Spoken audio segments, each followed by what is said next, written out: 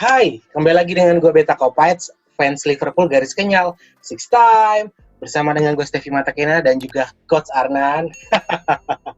Coach, kita ngucapin big applause dulu kali ya buat Diego Jota, ya. Harta, Tata, dan Jota. Diego Jota, Bio gol ya, Harta, Tahta, dan Jota. Kita mau ngebahas tentang sedikit review pertandingan Atlanta lawan Liverpool kemarin, dan juga memasuki pertandingan prediksi Liverpool lawan Manchester City. Dan ada sekitar dia. Hadiahnya satu buah jersey yang sudah full patch atas nama Thiago, size-nya L. Caranya gampang, mantap. Ada pertanyaannya. Sip. Oke, Coach, gue mau nanya-nanya Coach, untuk pertandingan kemarin lawan Atlanta, Liverpool berhasil menang bahkan 5-0. Di luar prediksi kita, bahkan prediksi Coach Arnan menganggap 2-1 dan Beta sendiri menganggap 3-1. Yang dimana Coach Arnan beranggapan Diego Jota akan bermain sebagai super sub, namun pada pertandingan tersebut Diego Jota bermain sejak menit ke awal. Starter ya. Coach, lu melihat berjalan pertandingan dari awal sampai akhir, apa sih yang bisa membuat Liverpool dominan di babak pertama, dan apakah yang salah di Atlanta? Itu seperti apa Coach responnya, Coach? Oke. Ya, kalau kemarin saya lihat memang kenapa kita bisa dominan atas Atlanta ya. Iya. Yang pertama memang faktor Jota sih ya. Di mana dia dimainkan dari awal. Nah, itu memberikan eksplosivitas di depan kita gitu ya. Jadi sekarang malah terbentuk trio baru nih ya. Setelah sebenarnya trio Firmansyah, sekarang trio sadis gitu kan ya. Sadio ya kan, Diego Jota ya kan, Salah, Diego Jota sama Mane. Iya ya kan, gitu kan. Nah, jadi menurut saya memang faktor Jotanya berpengaruh sih ya.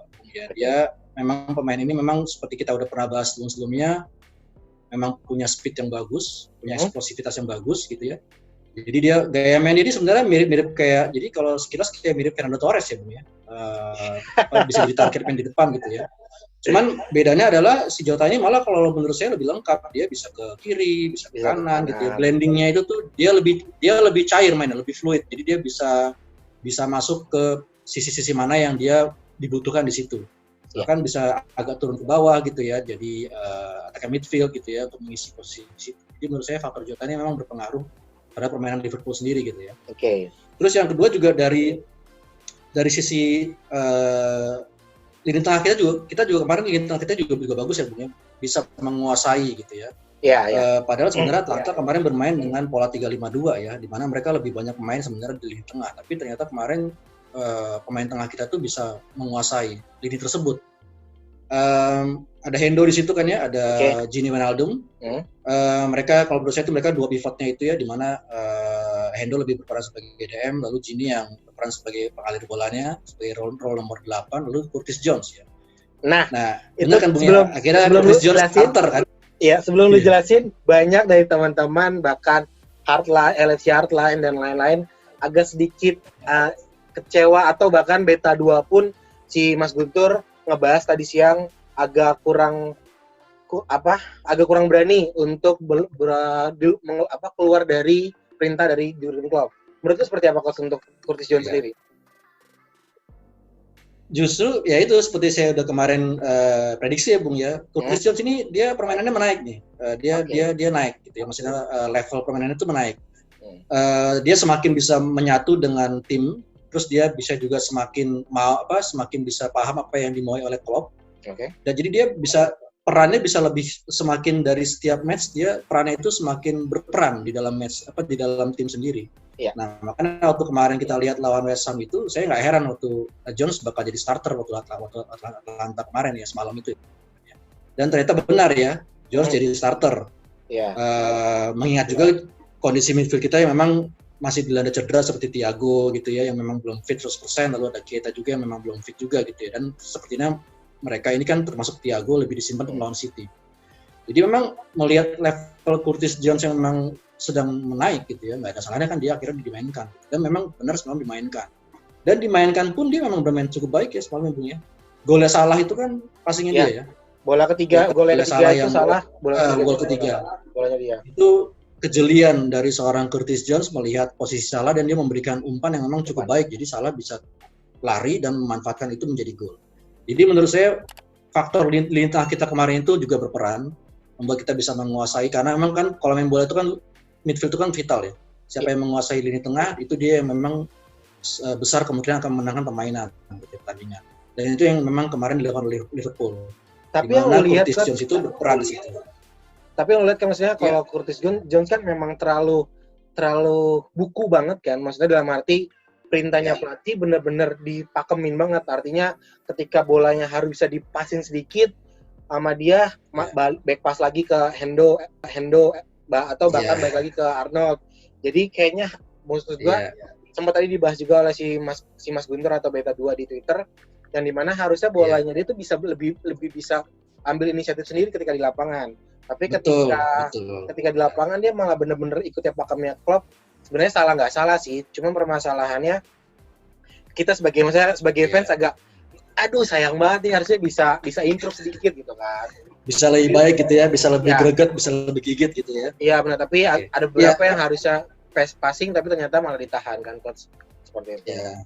Ya sebenarnya sih itu resiko kita memainkan pemain muda sih, Bung. Ya nama juga pemain muda ya, kita nggak bisa samakan mereka dengan level-level ya Hendo atau Wijnaldum atau Thiago gitu ya. Mereka pasti udah beda itu, karena udah jam terbangnya tinggi juga. Nah, memang konsekuensi memainkan pemain muda itu seperti itu. Tapi memang kalau kita mau memulai membangun tim, memang kita harus berani memainkan pemain muda. Nah, pada saat kita memainkan pemain muda, itu pasti memang ada masa-masa di mana dia tidak langsung berani bereaksi lebih gitu ya. Textbook banget, mainnya itu sederhana banget gitu ya. Memang pasti ada masa-masa itu. Tapi nanti seiring dia nanti bertambah pengalamannya, terus jam terbangnya semakin tinggi, terus dia juga itu berakibat PD-nya dia makin naik, ya rasa percaya dia makin naik, percaya diri dia makin naik, itu nanti permainannya akan berubah, bisa jadi lebih baik daripada apa yang ada sekarang. Itu sih. Jadi menurut saya sih prosesnya Curtis Jones ini proses yang memang kita harus lalui ya. Karena kan kita nggak mungkin lah ya Liverpool itu selalu beli main gitu ya, pemain yang senior itu bukan style Klopp banget dan juga bukan style FSG banget. Pasti memang kalau kita nge-build tim itu pasti harus ada membina pemainnya gitu ya. Seperti yang contoh mungkin ya kayak Ajax gitu yang memang jelas terus setiap tahun membina pemain gitu ya. Nah, itu Liverpool juga sebenarnya kan kemarin cukup rajin ya. Dulu kan cukup rajin untuk membina pemain ya, ada Carragher, ada Gerrard gitu.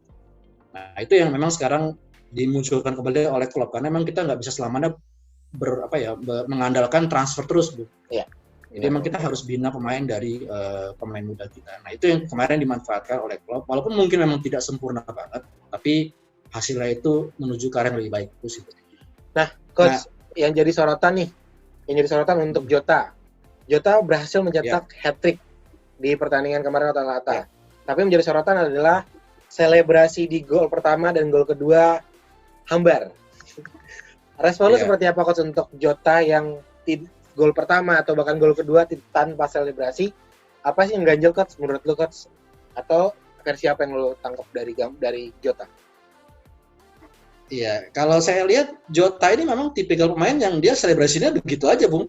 Sebenarnya nggak cuma semalam aja sih, ya kan? Kalau kita lihat di IPL pun dia juga reaksinya gitu doang kan. Kalau habis golnya kan dia reaksinya hanya gitu aja gitu. Bukan yang lari-lari atau yang gimana gitu kan ya, bukan yang eksplosif atau ekspresif gitu ya. Jadi menurut saya memang ini kalau menurut saya sih nggak ada tanda-tanda apapun gitu ya. Ini memang murni gaya selebrasi dia memang seperti itu gitu ya. Memang ada beberapa pemain yang kalau kita lihat ke belakang, termasuk juga Jota ini yang memang dia kalau merayakan gol itu memang hanya segitu aja gitu ya. Memang dingin gitu ya. Mungkin dulu kita bisa tahu kayak Dennis Bergkamp atau Van Basten gitu. Mereka juga perayaan golnya juga bukan pemain yang merayakan gembira banget gitu ya, Alan Shearer gitu ya. Hanya cukup mengangkat tangan gitu ya, terus sudah cukup gitu. Nah, saya rasa Jota pun termasuk yang begitu. Ya, jadi ya memang gaya perayaan dia seperti itu gitu. Itu sih, Bu. Oke. Nah, coach, yang jadi sorotan juga yang kedua adalah banyak dari teman-teman di Twitter, Instagram atau Facebook beranggapan kasihan Firmino. Dengan Jota bersinar, Firmino mulai dari bangku cadangan di menit ke-70-an atau 65. Dan kalau gue lihat sendiri sih, kalau gue pribadi ya, nggak usah kasihan sama Firmino, malah lebih baik dia di bangku cadangan agar motivasi dia untuk bermain seperti musim-musim sebelumnya kembali comeback. Atau respon lu seperti apa, Coach, untuk menanggapi kasihannya Firmino memulai dari bangku cadangan? Ya, kalau menurut saya sih memang ya konsekuensi kita sebagai pemain seperti itu ya Bung ya. Kalau memang tampil baik ya starter. Kalau tampil memang buruk dalam beberapa pertandingan diberikan kesempatan tapi memang belum bisa memberikan kemampuan yang dia sebenarnya ya wajar kalau dia di bench gitu ya, di cadangan. Jadi kalau menurut saya sih kita bukannya kita nggak kasihan sama Firmino, tapi maksud saya itu udah risiko pemain bola lah ya, apalagi pemain profesional. Jadi menurut saya itu hal yang wajar kalau memang Jota kira starter karena dalam beberapa pertandingan dia lebih baik gitu lebih dominan. Sedangkan Firmino kan beberapa pertandingan kan memang agak menurun dari yang sebelumnya kan. Jadi ya saya rasa wajar. Dan memang tadi benar yang Bung bilang gitu ya, memang kadang-kadang pemain itu kalau memang sedang menurun, dia perlu untuk didudukin di bangku cadangan gitu. Jadi buat dia motivasi gitu ya. Kan memang pembelian Jota ini kan sebenarnya kan untuk memberikan persaingan di depan dia, khususnya di posisinya Firmino, karena memang di posisi itu kan memang belum ada pemain lain yang memang bisa benar-benar menggantikan peran dia. Dan ternyata Jota ini bisa menggantikan peran dia gitu ya, bahkan sebagai goal getter lebih baik ya sejauh ini. Jadi ya menurut saya memang itu sudah risikonya, dan memang Firmino seharusnya dia sadar sih Bung, menurut saya kalau sebagai pemain profesional nggak akan ada kecewa di sana karena menurut itu sudah risikonya. Jadi memang dia harus melihat ini sebagai peluang untuk dia memperbaiki konsistensinya dia, mentalitasnya dia, dan permainan dia. Jadi itu sih. Bahkan sampai klub aja keluarin komentar kalau nggak ada Firmino kita nggak akan bisa di UCL. Sampai segitunya untuk bos Liverpool komentar tentang Firmino di bangku cadangan. Coach, kalau ngelihat formasinya di Atlanta, kita sempat ngebahas di video prediksi kemarin, Zapata atau Gomez itu menjadi perlu diperhatikan. Tapi kalau kita lihat kemarin, Atlanta ini main terbuka banget, bahkan cuma ngandelin posnya Gomez aja. Seperti Coach bahas juga di Twitter, kalau teman-teman bisa mau tahu follow akunnya Coach Arhan nanti ada di kolom deskripsi. Coach Arhan sempat ngebahas pola permainan Atlanta tuh lebih ngedominan ke Gomez doang. Jadi ketika bola diserang, passing ke Gomez. Atau Zapatanya yang nggak bisa keluar dari Ryan William Coach. Atau seperti apa? Oke. Kalau menurut saya sih memang Rhys Williams kemarin bermain baik ya, tapi memang faktornya itu Zapata itu telat berkembang karena memang sebenarnya babak kedua Zapatanya cukup baik ya Bung. Dia dapat satu peluang tuh yang dia mantul keluar lagi. Nah, syutingnya ya. Itu sebenarnya kalau menurut saya lebih banyak berperan di sini melempemnya Atlanta ini karena emang ya itu gaya main mereka itu terbuka tapi ngambang gitu loh Bung. Kalau menurut saya ya. Sedari awal tuh mereka nggak, kan kalau meladeni tim kayak Liverpool tuh pilihannya emang tinggal dua sih Bung. Kita mau main open atau mau main numpuk di belakang. Tinggal dua itu opsinya kalau menurut saya ya. Nah, kalau memang kita mau main open menyerang ya kita harus ngebrak gitu loh. Maksudnya tim lawan tuh harus memberikan gebrakan yang memang membuat Liverpool tuh tertekan gitu ya. Nah ini yang nggak ada di Atlanta kemarin. Mereka main open nih, mereka nggak numpuk pemain gitu ya, nggak defensif. Tapi serangannya pun juga nggak ada serangan yang greget gitu ya, nggak ada gebrakan yang berarti gitu. Jadi rada nggak jelas gitu ya mereka ini sebenarnya. Mainnya kebuka tapi apakah memang mau full ofensif atau mereka mau balancing antara ofensif dengan defense atau mau defense sekalian. Nah itu nggak jelas. Jadi ya gitu akhirnya bola lebih banyak ke arah Papu Gomez doang kan, diarahkan ke dia, harapannya itu nanti dia menyuplai ke depan, cuman ya akhirnya kebaca gitu ya, karena cuman ke dia seorang, nggak ada alternatif lain, ya akhirnya itu bisa dimatikan oleh lini depan Liverpool gitu ya, dan memang akhirnya itu berdampak pada lini depannya mereka yang diisi dengan diisi Muriel dan Zapata gitu ya, akhirnya kurang berkembang tuh babak pertama kan, nggak ada suplai bola yang benar-benar maksimal, karena memang si Papu Gomez berjuang sendirian di tengah gitu ya. Bahkan dua back sayapnya Atlanta pun juga lebih banyak bertahannya daripada ofensif, maksudnya membantu serangan gitu ya. Itu akhirnya membuat Atlanta kehilangan kendali atas lini tengah. Akhirnya mereka juga supaya bola ke depannya juga tidak lancar, tidak maksimal. Dan Liverpool bisa memanfaatkan itu dengan baik gitu ya. Mereka menguasai lini tengah, langsung mereka press. Lagi di depan ada Jota yang memang sangat cepat akselerasi dan juga cair mainnya ya. Ya habis lah tuh mereka tuh akhirnya sampai back sayapnya mereka tuh Hans Hatterburg aja tuh sampai turun ke belakang kan ya. Iya, benar. Yang gol kedua Jota itu kan yang Jota capping sekali terus tembak gitu. Itu kan yang jaga dia kan Hans Hatterburg kan, back sayap kanannya Atlanta itu yang harusnya dia fungsinya lebih banyak menyerang tapi ini malah bertahan ya itu contohnya. Jadi Atlanta tuh semalam tuh gampang sih mainnya. Kalau memang dia mau offense, gebrak sekalian. Kalau saya boleh ambil contoh kayak Ajax kemarin tuh waktu lawan Liverpool gitu ya. Kalau emang mau meladeni Liverpool dengan menyerang sekalian gitu. Jadi akhirnya kemarin waktu lawan Ajax kan Liverpool cukup kerepotan tuh ya. Iya. Karena Ajax berani keluar dari sarangnya, mereka menyerang, bahkan punya peluang-peluang bagus ya dari David Klaassen, dari Dusan Tadic ya yang disapu keluar oleh Fabinho. Gitu. Nah, kalau mau sekalian kayak gitu, cuman Atlanta kemarin nggak ada kayak begitu. Nggak ada kan ya. Bertahan juga enggak gitu ya. Kalau misalnya memang mereka nggak bisa nyerang ya harusnya sekalian aja bertahan gitu ya. Parkir bus gitu ya. Jadi kita juga ngebongkarnya susah, tapi ini nggak ada. Jadi memang sih kemarin saya yakin Liverpool akan menang sih, Bung. Tapi nggak setelek kayak kemarin juga. Ya. Dari sisi Atlantanya itu saya cukup kecewa karena saya berharap Atlanta ini bisa memberikan perlawanan. Karena menurut saya nih di grup ini Atlanta itu harusnya yang kedua, jadi Liverpool, Atlanta, baru Ajax. Gitu. Tapi faktanya malah kebalik ya. Sekarang malah Ajax jadinya peringkat 2, Atlanta dibantai kemarin jadi turun ke peringkat 3. Gitu. Dan permainan mereka nggak ada yang istimewa jadinya, jadi ya gitu. Jadi saya rasa sih memang faktor dari Atlanta sendiri itu yang ragu-ragu dan gampang itu membuat skor itu jadi telak semalam gitu sih. Karena tadi coach ngebahas tentang klasemen, saat ini kan Liverpool berada di puncak klasemen grup D dengan poin 9. Lalu Ajax sama Atlanta sama kan? posisi 2 dengan posisi 3 sama poinnya sama-sama 4. Nggak jauh beda artinya kan, tipis-tipis. Betul. Nah, coach, kalau ngelihat di belakang yang dimana tadi kita sempat dibahas Williams, gue nyebutnya agak ribet kalau itu. Williams yang dimana Rhys Williams. Iya, Rhys Williams bermain 3 kali clean sheet. Apakah ini sudah menjanjikan untuk Williams menurut lu coach atau seperti apa? Atau nanti di City, ini sedikit cerita City ya, apakah di City nanti dia sempat bermain atau tuker sama Nat Phillips lagi atau seperti apa? Ya, oke. Ya kalau menurut saya memang Rhys Williams ini dari 3 match terakhir selalu main, selalu clean sheet. Bahkan kemarin tuh kalau menurut saya sih dia lumayan mengantongin si Zapata ya. Jadi Zapata ini kalau saya lihat dia lebih banyak nyerang dari sisi Gomez sebenarnya. Dari 2 center back itu Gomez yang sering ya akhirnya di babak kedua tuh dicecar sama Zapata tuh. Ketimbang dia harus beradu dengan Rhys Williams ya yang memang lebih solid kalau menurut saya. Jadi menurut saya memang Rhys Williams ini sudah bisa kita anggap bisa diandalkan Bung karena memang gitu mainnya solid ya. Mainnya sederhana sebenarnya. Marking, disiplin gitu ya. Passing simple udah cukup. Tapi memang itu yang dibutuhkan seorang center back gitu ya. Iya, kecuali kalau kita memang punya skill kayak Van Dijk atau kayak Ramos, oke lah ya boleh lebih. Tapi kalau kita memang belum punya ke arah sana, masih muda juga, masih berkembang, ya kita main sederhana aja. Memang itu yang dibutuhkan oleh seorang back, apalagi back tengah. Kalau back tengah sudah bisa main solid kayak gitu, itu nanti pengaruhnya ke tim semua. Jadi timnya itu juga keangkat. Jadi mereka percaya sama lini belakang, udah mereka tenang kayak kemarin itu, kayak semalam gitu. Jadi lontor 5 gol itu termasuk juga sebenarnya. Jadi menurut saya memang Rhys Williams bisa diandalkan Bung ya. Nah, apakah dia akan main lawan City nanti?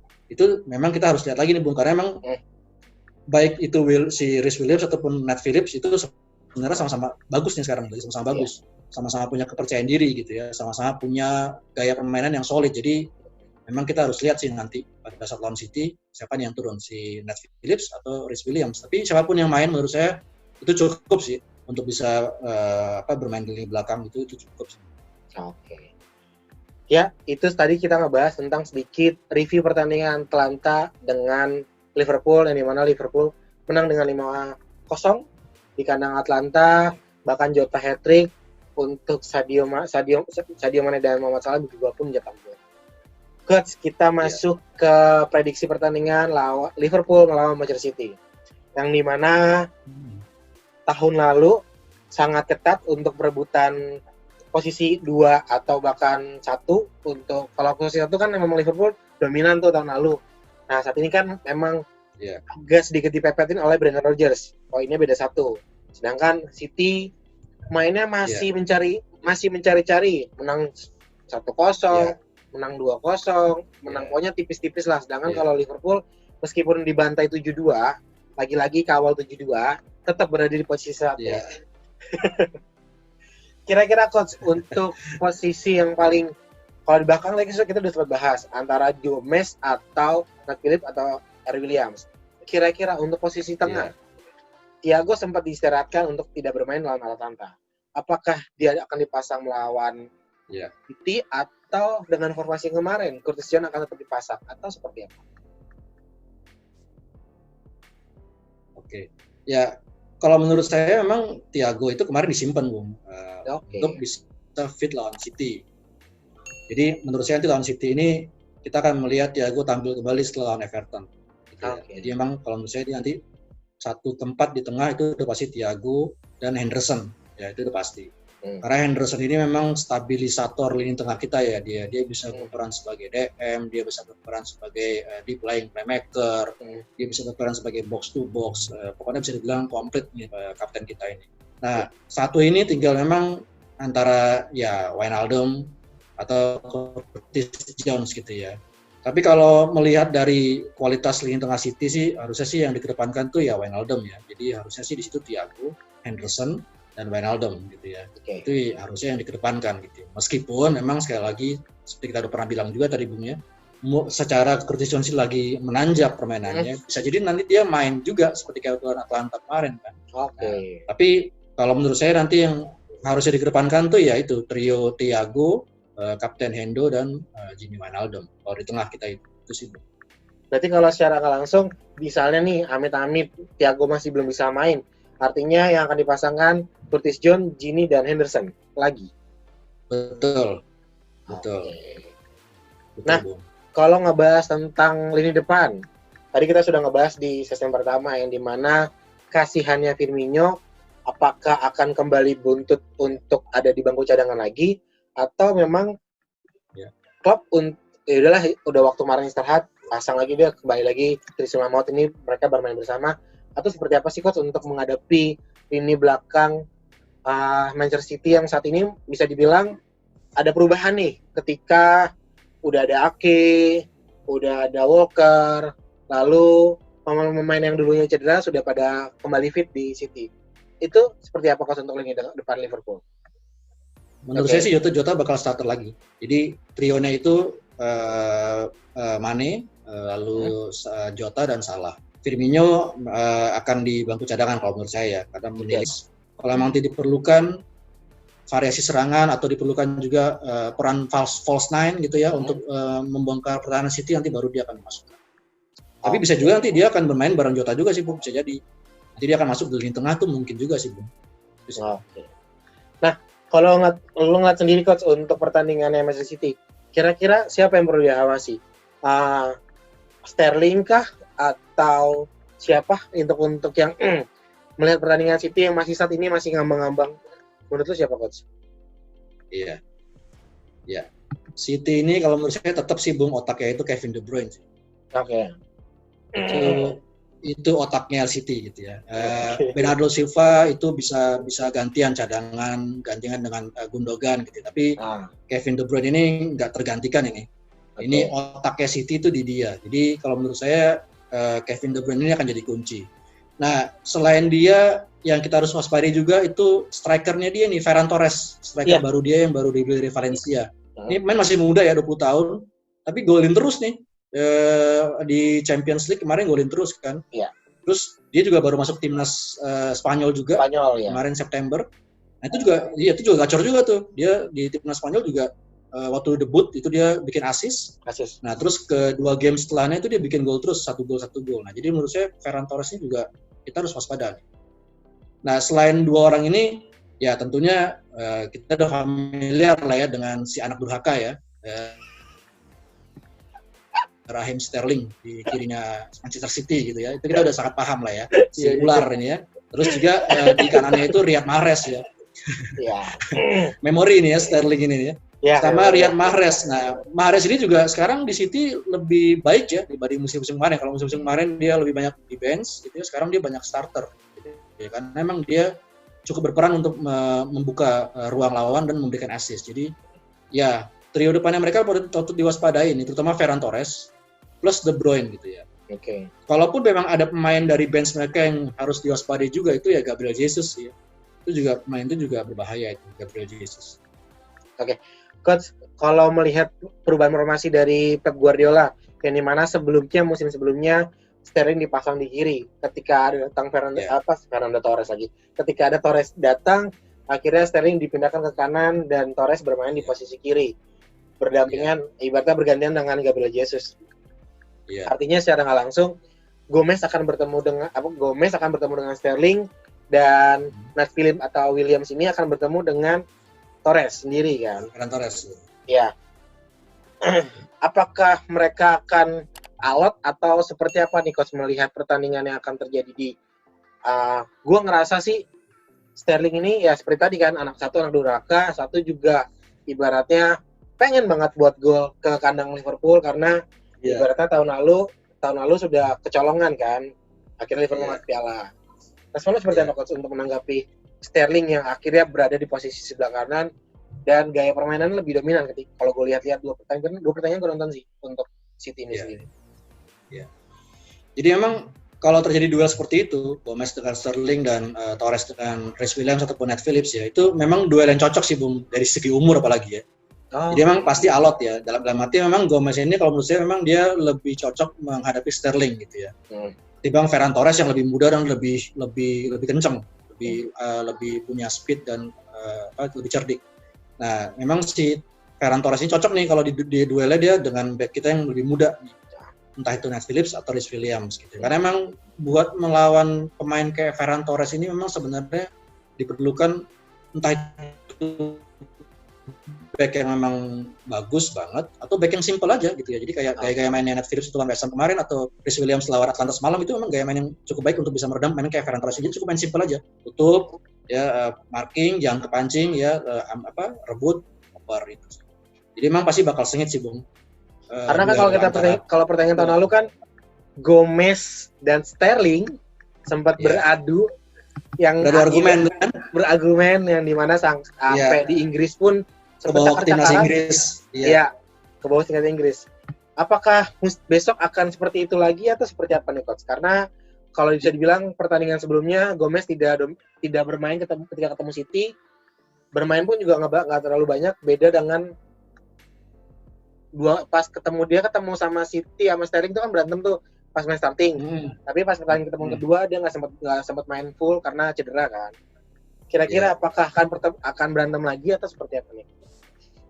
Ya, kalau menurut saya sih kemungkinan seperti itu tetap ada ya Bung ya. Apalagi itu kan menjadi historinya mereka berdua tuh ya di match sebelumnya itu ya.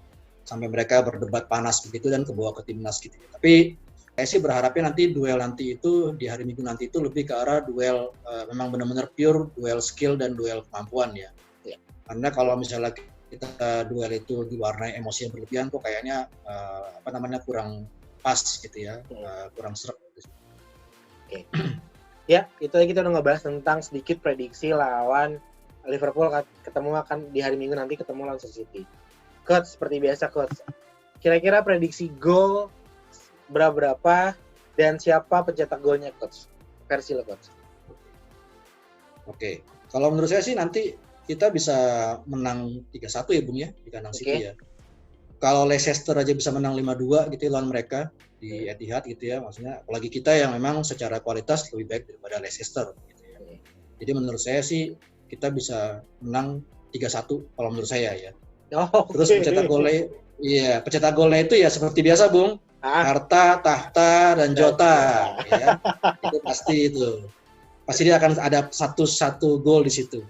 Lalu yang dua lainnya itu saya prediksi Mane dan Salah juga akan bikin gol kayak semalam di Atlanta. Jadi ada Jota, ada Salah, ada Mane. Karena trio ini menurut saya ini benar-benar baru terbentuk semalam itu chemistry-nya dan tuh langsung nyetel Bung. Jadi menurut saya kalau mereka dipasang lagi bertiga barengan ini bakal berbahaya banget buat tim lawan. Gitu. Jadi menurut saya sih kemungkinan mereka bertiga ini bisa menyumbang gol lagi nanti untuk hari Minggu nanti lawan City. City. Mantap. Nah kalau gue sendiri Coach lebih ya nggak jauh beda. Kalau gue lebih ke angka 2-0. Hari ini lebih percaya dengan Alisson dan Gomez dan Williams sendiri. 2-0 dengan golnya 1 Jota. Gue atau kenapa mungkin berharap Gini bikin gol lawan City agar kalau kita lihat di Twitter atau ya paling banyak di Twitter adalah dimana sekarang teman-teman lain pun media lain pun mengangkat Gini lebih dominan mainnya, tidak terlihat banyak gol, tidak terlihat banyak assist, tapi menguasai lini tengah seperti pertandingan Atlanta, West Ham, Ajax dan lain-lain, menggantikan peran Thiago yang cedera, bahkan Fabinho mundur ke belakang gitu kan.